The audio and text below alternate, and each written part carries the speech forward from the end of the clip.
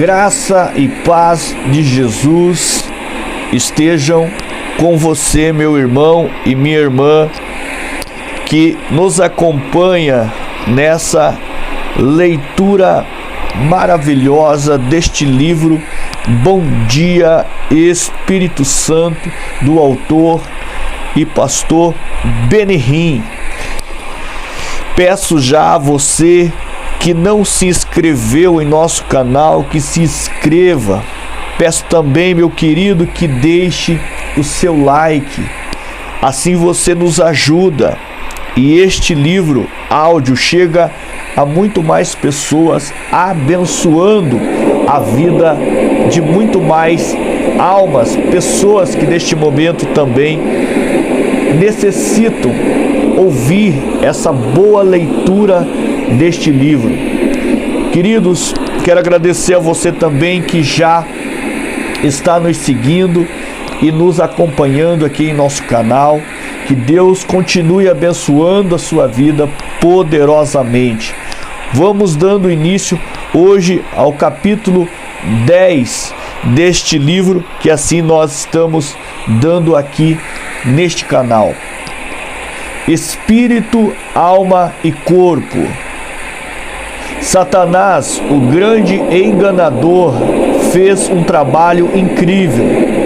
Ele convenceu o mundo, mesmo ministros dedicados ao Evangelho, de que o Espírito Santo não é nada mais do que uma influência ou um poder especial.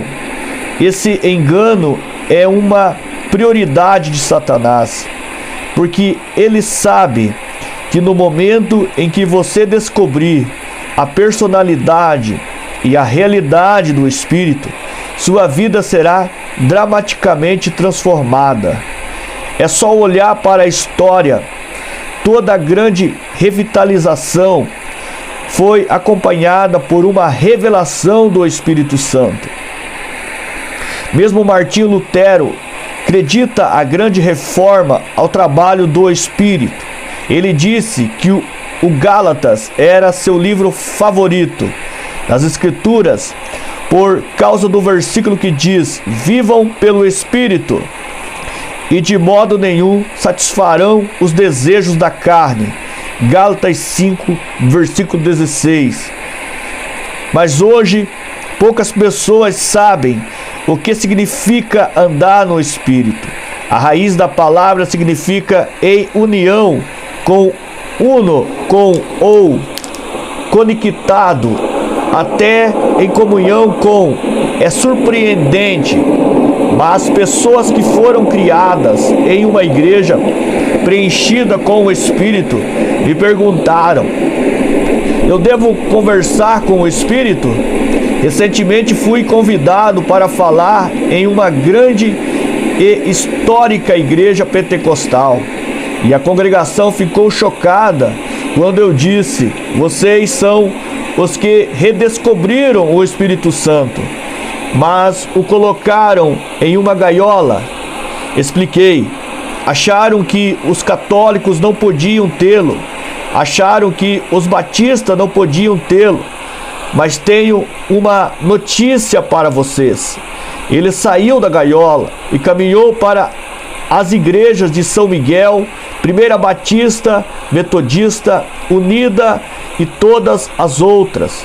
Milhões de pessoas foram tocadas pelo Espírito, mas seu crescimento espiritual foi impedido pelo clero que, por diferentes razões, decidiu subordinar a terceira pessoa da Trindade.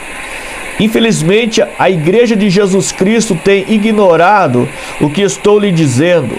O fato de estar lendo este livro, no entanto, me diz que você tem uma vontade pessoal de conhecer o Espírito Santo.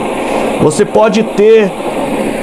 pode ser preenchido com o Espírito e possuir um encontro inegável com Ele. Mas uma compreensão profunda do Espírito Santo não surge da noite para o dia. Para mim, demorou anos e anos de seu direcionamento e de revelação nas Escrituras, e ainda estou aprendendo a cada dia. O que estou prestes a compartilhar com você em relação à divindade me deu uma imagem totalmente nova do Pai, do Filho e do Espírito Santo. Descobri que Deus é um Espírito eterno, ainda que com forma imaterial, mas ele frequentemente se revela pela forma e outras características humanas. O que dizer da forma que Deus frequentemente aparece ao homem? Quando Ezequiel teve sua visão de Deus em 593 a.C., descreveu sentado sobre uma expansão que separava as criaturas da glória do Senhor.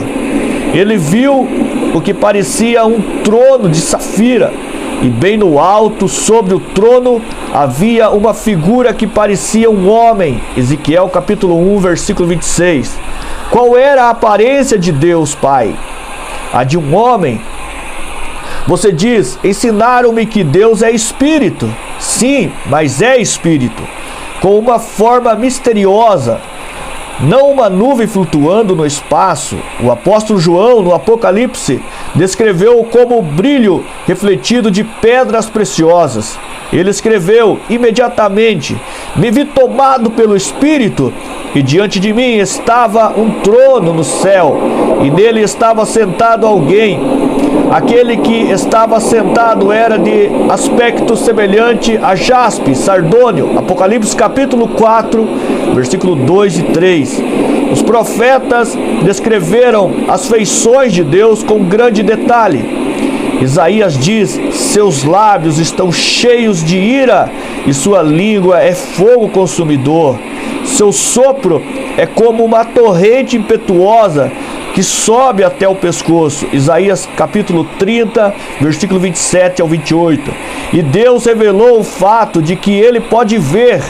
Fizeram o mal diante de mim. Isaías 66, versículo 4. Para minha surpresa, descobri que Deus está descrito como tendo a semelhança de dedos, mãos e rosto. Depois que o Senhor falou com Moisés no Monte Sinai, entregou-lhe as tábuas de pedra escritas pelo dedo de Deus. Êxodo capítulo 31, versículo 18. Depois o Senhor disse a Moisés: você não poderá ver a minha face, porque ninguém poderá ver-me e continuar vivo. Êxodo capítulo 33, versículo 20. Até falou com Moisés sobre suas costas. Ele disse: quando a minha glória passar, eu o cobrirei com a minha mão, até que eu tenha acabado de passar. Então tirarei a minha mão e você verá as minhas costas, mas a minha face ninguém poderá ver. Versículo 22 e 23. Se Deus se revelasse somente na forma de um espírito invisível, como seria possível que Adão e Eva ouvissem seus passos? Ouvindo o homem e sua mulher os passos do Senhor Deus, que andava pelo jardim, quando soprava a brisa do dia. Gênesis capítulo 3, versículo 8. Deus também possui um coração. Então o Senhor arrependeu-se de ter feito o homem sobre a terra, e isso cortou-lhe o coração. Gênesis capítulo 6, versículo 6. Agora vejamos o Filho. Antes de o Senhor Jesus vir à terra, ele com Deus Pai tinha somente uma forma imaterial. Seu corpo terreno de carne, sangue e ossos lhe foi dado quando nasceu como um bebê em Belém. E como você, ele cresceu para tornar um homem. Se eu perguntasse entre o Pai, o Filho e o Espírito Santo quem é uma pessoa real, a maioria das pessoas diria: o Filho. Podemos nos identificar com Cristo porque ele assumiu a forma de um ser humano. Na verdade, se você não acreditar que Cristo viveu, morreu e ressuscitou dos mortos, será impossível para você ser um cristão. Esse é o fundamento que torna possível sua salvação. A Bíblia deixa claro que Jesus, parte da divindade, tem uma alma. No Getsemane, antes da crucificação, ele falou aos discípulos: A minha alma está profundamente triste, em uma tristeza mortal. Marcos capítulo 14, versículo 34. Temos uma decisão física, temos uma descrição física de Cristo, que molda a nossa imagem dele. Sabemos, por exemplo, que ele usava barba e tinha cabelo comprido. Na profecia do Antigo Testamento, que se refere ao sofrimento do Messias, o Senhor diz: ofereci minhas costas àquele que me batiam, meu rosto, àqueles que arrancavam minha barba. Isaías 50, versículo 6. Cristo era também um nazareno de uma cidade onde os homens costumavam usar cabelos compridos. Hoje, Cristo, em seu corpo ressuscitado, está sentado à direita de Deus Pai. E como é a sua aparência?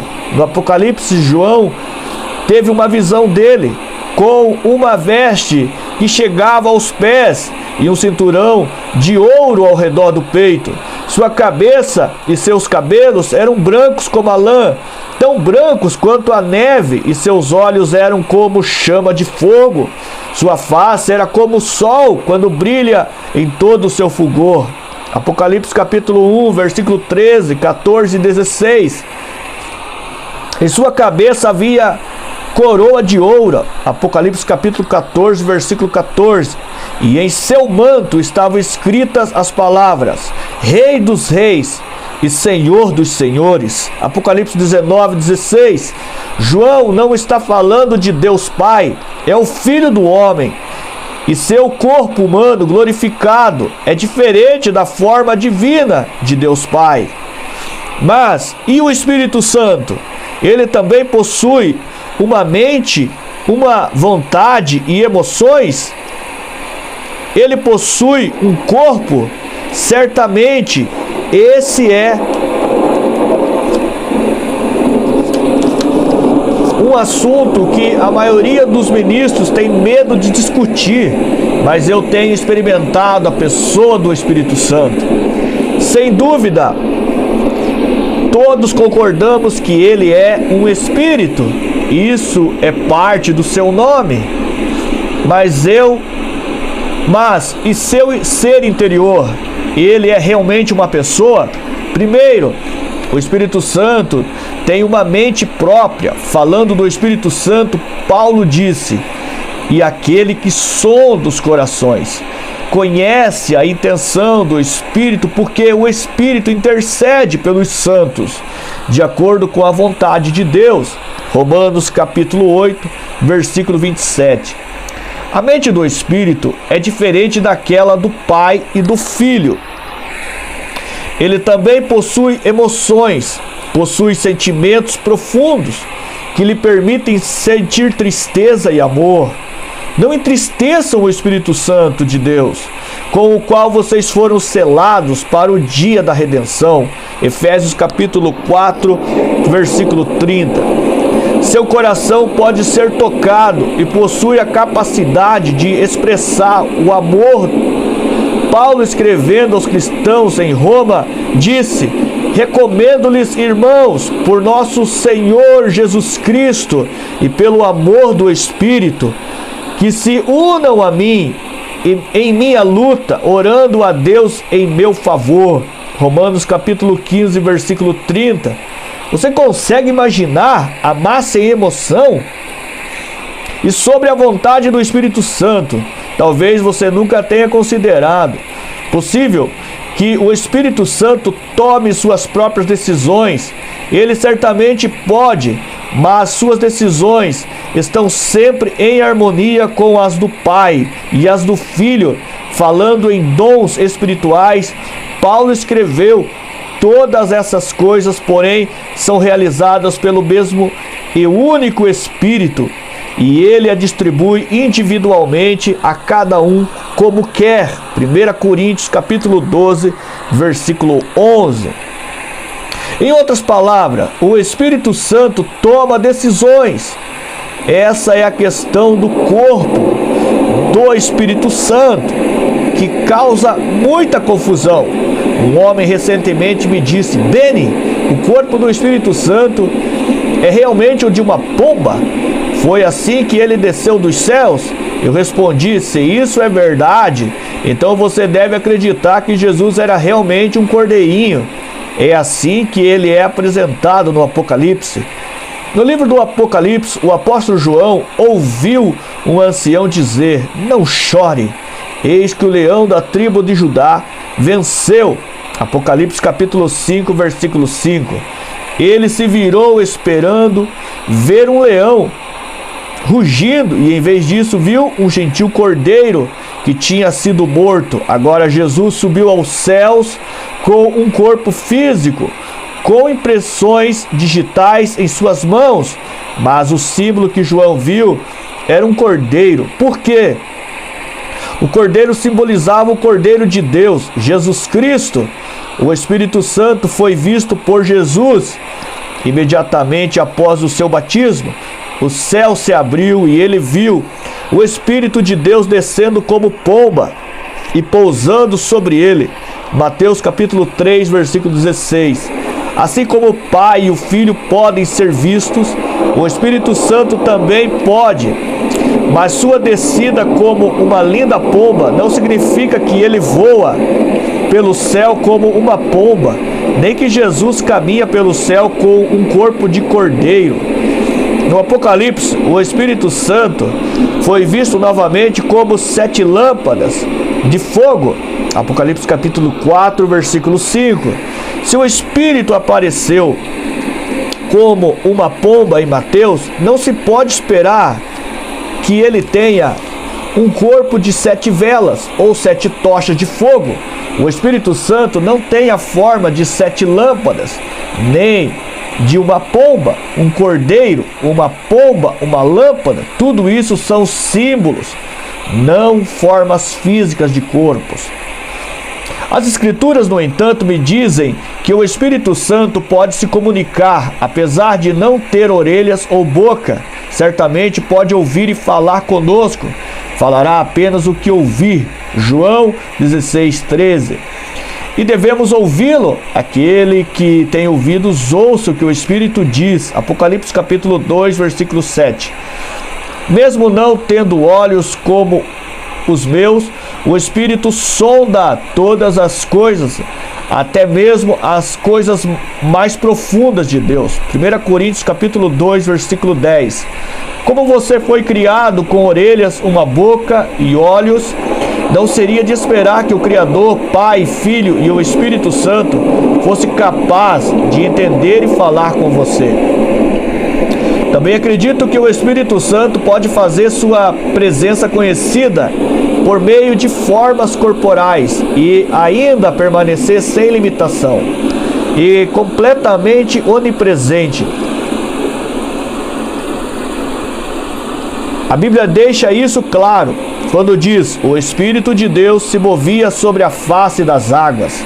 Gênesis 1, versículo 2. Mas a Bíblia não me fala como ele se parece. Ela me diz um pouco como o Pai se revela e me dá alguma descrição de Cristo.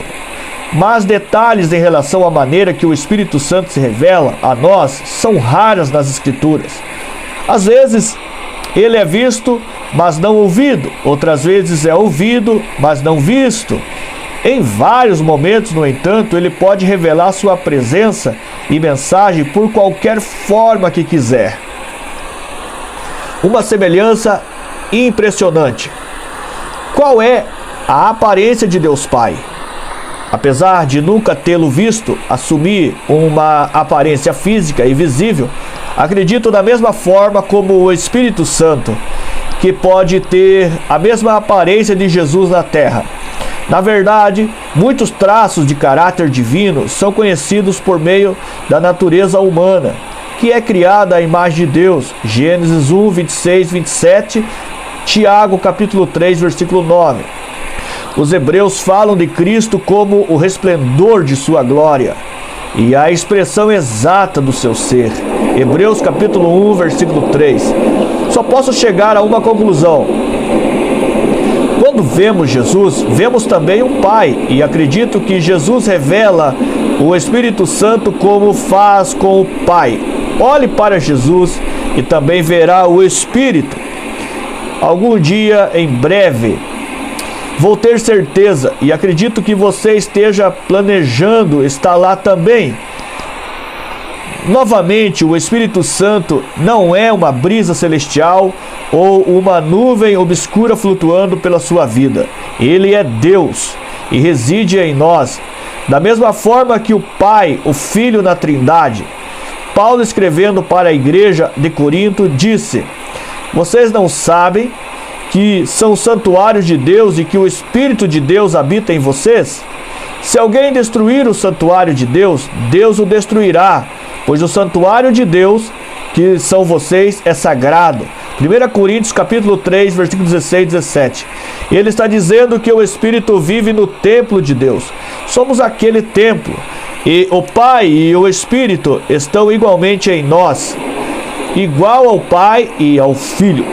O Espírito Santo não é simplesmente uma pessoa diferente do Pai e diferente do Filho. Ele é muito mais, ele é Deus, igual ao Pai e a Cristo. Primeiro, descobrimos que o Espírito Santo é onipresente. Em outras palavras, ele pode estar em todos os lugares ao mesmo tempo. Os Espíritos não são onipresentes, mas o Espírito Santo é.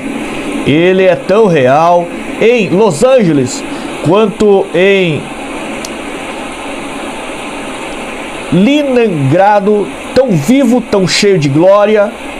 Agora, algumas pessoas têm problemas desnecessários com Satanás, acham que o diabo é onipresente. Deixe-me assegurar-lhe que ele não é. Satanás não pode estar em todos os lugares ao mesmo tempo. Por quê? Porque os anjos não podem estar em todos os lugares ao mesmo tempo. E o diabo era um anjo, um arcanjo. Os anjos Miguel ou Gabriel não são onipresentes, nem Satanás. A onipresença do Espírito Santo é descrita nos Salmos. Para onde poderia eu escapar do teu Espírito? Para onde poderia fugir da tua presença? Se eu subir aos céus, lá estás. Se eu fizer a minha cama na sepultura, também lá estás. Se eu subir com asas da alvorada e morar na extremidade do mar, mesmo ali a tua mão direita me guiará, me susterá. Salmo 139, 7 e 10, os versículos. Mas ele não é apenas onipresente, o Espírito Santo é onipotente, todo-poderoso. O anjo disse a Maria: o Espírito Santo virá sobre você, e o poder do Altíssimo a cobrirá com a sua sombra. Lucas capítulo 1, versículo 35. O poder do Altíssimo fala do Espírito de Deus. Esse mesmo poder do Altíssimo é o Espírito Santo. E ele é onipotente, todo glorioso, todo poderoso, Deus todo poderoso. O Espírito Santo também é onisciente. Ele sabe tudo. Fico muito feliz quando leio as palavras: olho nenhum viu, ouvido nenhum ouviu, mente nenhuma imaginou o que Deus preparou para aqueles que o amam. Mas Deus o revelou a nós por meio do Espírito. O Espírito sonda todas as coisas, até mesmo as coisas mais profundas de Deus. Pois quem conhece os pensamentos do homem, a não ser o Espírito do homem que nele está? Da mesma forma, ninguém conhece os pensamentos de Deus, a não ser o Espírito de Deus. 1 Coríntios capítulo 2, versículo 9 ao 11. Pense nisso. O Espírito Santo, na verdade, busca a mente de Deus. Ele encontra o que está lá e mostra a você. Ele diz: eis o que encontrei. Como ele pode procurar as coisas profundas de Deus? Porque ele tudo sabe. Há algo a mais que você precisa conhecer sobre Satanás. Ele não pode ler sua mente. Os anjos não podem ler sua mente. E o diabo é um anjo. Se pudesse ler sua mente, seria um espírito onisciente. Mas esse lugar está reservado para o Pai, o Espírito Santo. Satanás não pode ler sua mente. Devemos louvá-lo? Aqui está uma pergunta importante a que devo responder. Se o Espírito Santo é onipresente, se é onipotente, se é onisciente, devemos louvá-lo como Deus? Ele merece nosso louvor e adoração? Os cristãos enfrentam um grave problema quando entramos no tópico do louvor ao Espírito. É um assunto que eles preferem não discutir. E se você lhes perguntar por que vocês não adoram o Espírito Santo, parece que não conseguem encontrar uma resposta. Falarão algo como: por que não se supõe que façamos isso? Para ser honesto, tive o mesmo problema. Por quê? Porque o diabo me enganou, como faz com muitos. Pensava: como posso adorá-lo? Não foi assim que me ensinaram. No entanto, o Espírito Santo é muito mais do que um pássaro voando no céu que lhe dá uma experiência pentecostal. Se ele é todas as coisas que estivermos discutindo, é igual ao Pai e ao Filho, então ele deve ser adorado. Afinal, não adoramos ao Pai e não adoramos ao Filho? Você pode se perguntar como o Espírito Santo deveria ser adorado. Bem, como você adora a Deus, Pai? E como adora ao Filho? Não deve haver diferença, deve banhá-lo com sua devoção e seu amor. A Bíblia nos conta que a divindade, Pai, Filho e Espírito, é autoexistente.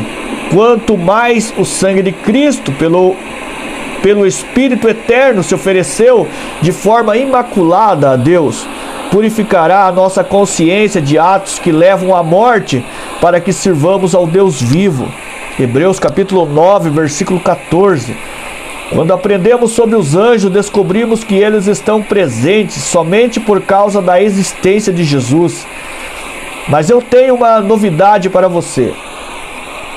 Deus Espírito Santo pode ser chamado de Eu Sou, da mesma forma que Deus Pai e Deus Filho. Óleo, água, nuvens e luz. Desde o meu primeiro encontro com o Espírito Santo, experimentei a realidade crescente de sua presença. Cada passagem da Escritura, cada encontro e cada revelação faz minha caminhada no Espírito mais completa.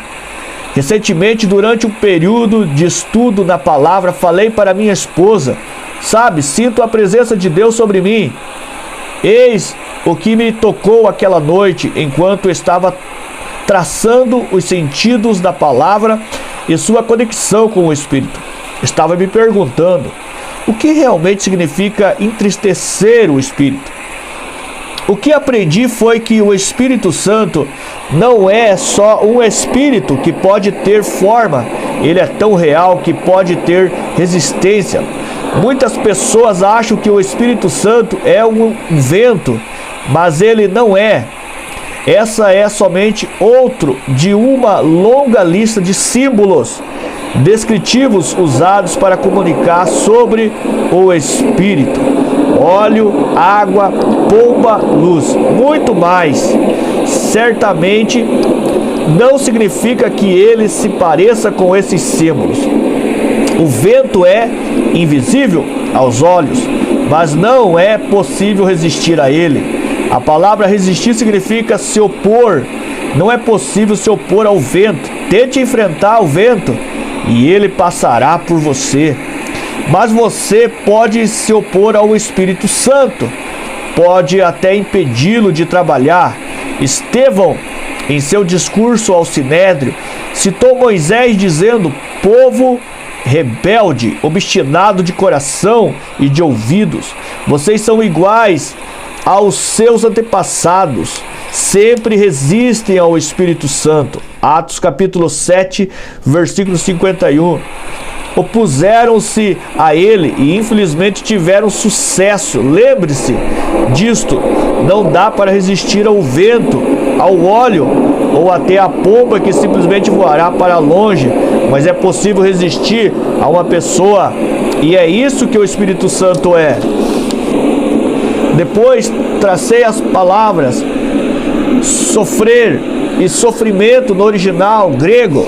A raiz da palavra é lopa. E aqui está seu significado: sentir dor no corpo e na mente. Significa sofrer angústia mental e física. O Espírito Santo é uma pessoa, ou Paulo não teria dito: não entristeçam o Espírito Santo de Deus. Efésios capítulo 4, versículo 30. O Espírito Santo não fica apenas magoado. A mágoa opera no nível das emoções. Ele sofre, e isso vai mais fundo. E não é somente isso, mas o Espírito Santo pode ser apagado. A palavra significa matar. Paulo avisou a igreja de Tessalônica: não apagueis o Espírito. 1 Tessalonicenses 5,19.